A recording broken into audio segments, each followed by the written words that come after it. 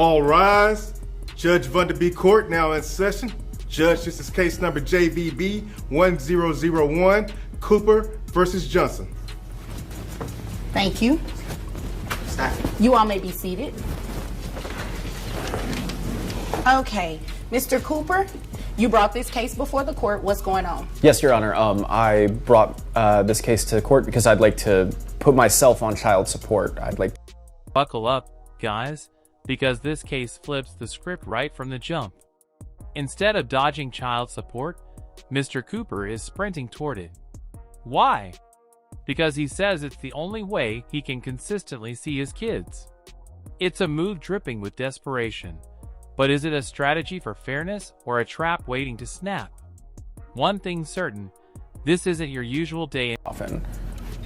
So you're putting yourself on child support to see your kids more often? Yes, Amanda Johnson, my ex, has made it difficult lately for me to see my kids. I thought that if I was on child support, it might be easier to have some kind of scheduled time that I can actually see my children. Okay, when you say she's been making it difficult lately, what types of things has she been doing?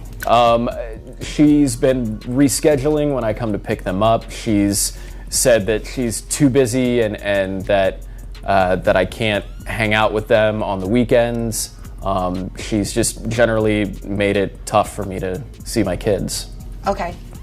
Why have you made it tough for him to see his kids? Your Honor, my ex-boyfriend has a new girlfriend and I do not like her. I do not like her being around my children. I think she's a terrible influence on my kids. And I know that if I give them more time with him... Interview. Here's where the tension ignites.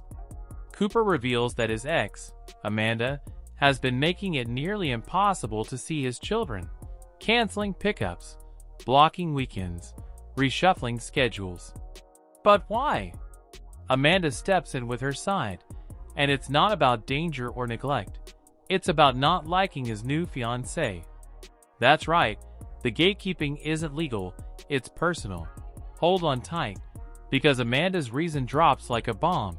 She's met the fiancé only once and already branded her a terrible influence. This isn't about proof, it's about feelings. One meeting and a sweeping judgment? That's not protecting kids. That's fueling a feud. And now, everyone's wondering if this is parenting or pure pettiness. And I do not approve of that whatsoever. Okay, so you're mad because he doesn't want to be with you and moved on? That's what you're saying? No, I'm mad because he has only been dating this woman for 3 months. Now suddenly they're engaged. I think she's a terrible person and I don't want my children to be around her. This is about the well-being of my children. This is about the well-being of your children, but you don't like her. Do you even know her? I have met her one time. It's a yes or a no. Have you even met her before? Technically, yes, I have met her before. Okay, so you met her one time. I know people who are friends with her. I've seen her. You know, on I'm not going to do this media. tap dancing back and forth with you. You're going to answer my question when it's very direct. So you've met her one time. Yes, ma'am. And based on that one time of meeting her, you believe she's a... Judge Vonda isn't letting Amanda dance around this. She pins her down. Yes or no, have you met this woman? Once. That's it. And with that, Amanda's case starts to crumble.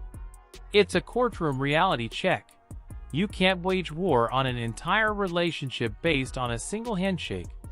The judge smells something deeper than concern. The judge lays it bare. Amanda's problem isn't about safety, it's about control. She doesn't want him back, but she doesn't want him with anyone else either. It's the kind of emotional tug-of-war that leaves kids caught in the middle. And Judge Vonda? She's not having it. You can almost hear the gavel getting ready to drop. To place himself on child support in order to see his kids, especially when it's for a reason that has nothing to do with them. He's in a new relationship. Obviously, you're mad, and you're just mad because he is in that new relationship, not with you. And because you're mad, you're trying to hold it against him with his kids. Oh no, that has nothing to do with it. That's not how it works. Well, that's exactly what it sounds like.